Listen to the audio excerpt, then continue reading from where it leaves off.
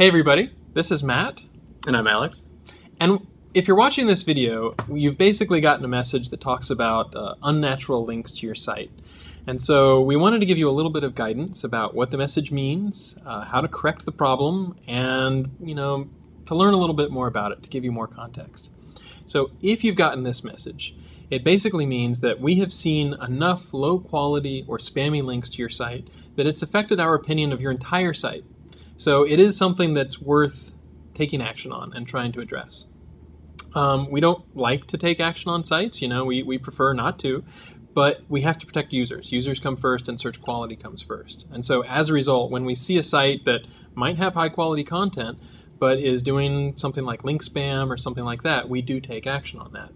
So we have a bunch of algorithms that also operate, of course, but in this particular case, if you're reading this, if you're watching this video or on this particular help page, it means that you probably have gotten a message or you're trying to learn more about this particular message, which means we've taken manual action on your links.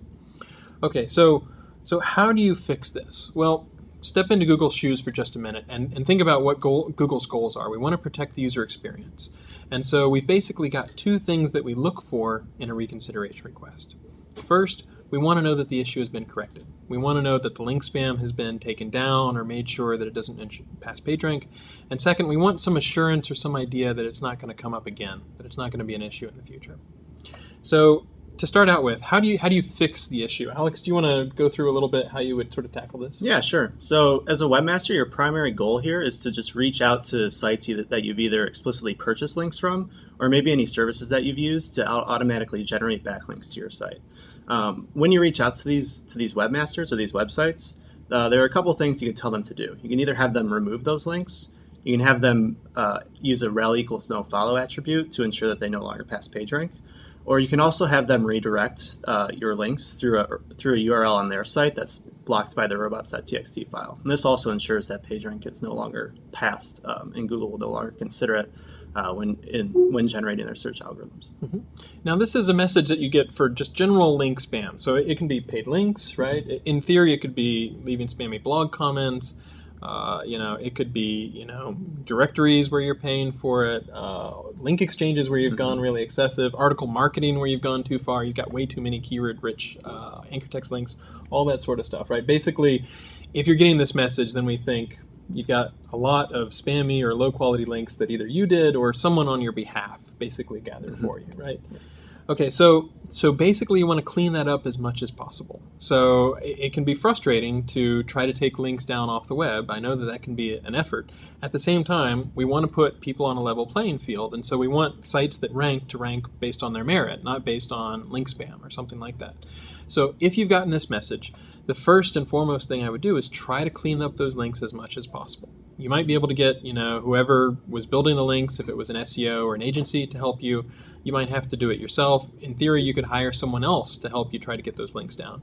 But you really want to get as much down as possible. Now, it's almost as important to try to help Google understand that you've really sort of tried to correct things. So talk a little bit about documentation. Sure. So great documentation is extremely important for a reconsideration request. It's indicative of the amount of effort that you've put in to clean up your site.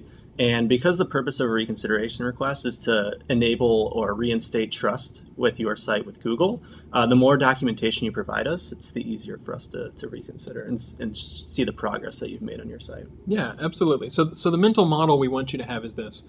We'd like to see as much of the link spam go away as possible, and so that's your first goal, to try to get as much down. And then we need to know that ideally we're not going to see this sort of link spam in the future. And so that's where the documentation comes into effect. Whether you're tracking things in a spreadsheet or you're just doing a good job of monitoring, how many sites you've asked to take things down, essentially we just want to know you've done a prolonged, sustained effort to try to clean things up as much as possible. And helping us understand that with a good reconsideration request is, in many cases, as helpful as, it's important to get the links down, but it's also important that we understand that you are trying to get the links down and you're trying not to do link spam in the future. Now, one last resort that you can do, if, imagine someone on your behalf has done blog spam, like leaving a bunch of spammy blog comments or something like that. That might not be the sort of thing where you can get every single link down. We do encourage you to get as much as possible down off the web, just because you don't want people to jump to conclusions, right? If someone else looks at your backlinks and they look really spammy, they're going to think, oh, this is a bad sign in general. So it's best to get all those links off the web as much as possible. But if you've done all the work that you can, you've written everybody twice, you've contacted as many sites as you can, and there's still a few links that you can't get down, you can use a tool that we've recently released that lets you disavow links. That basically says, okay, Google, I'd like you to ignore certain links to my site.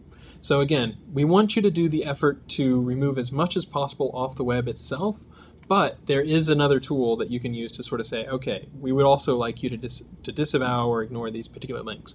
And we'll try to make a special dedicated video about that and have its own help page.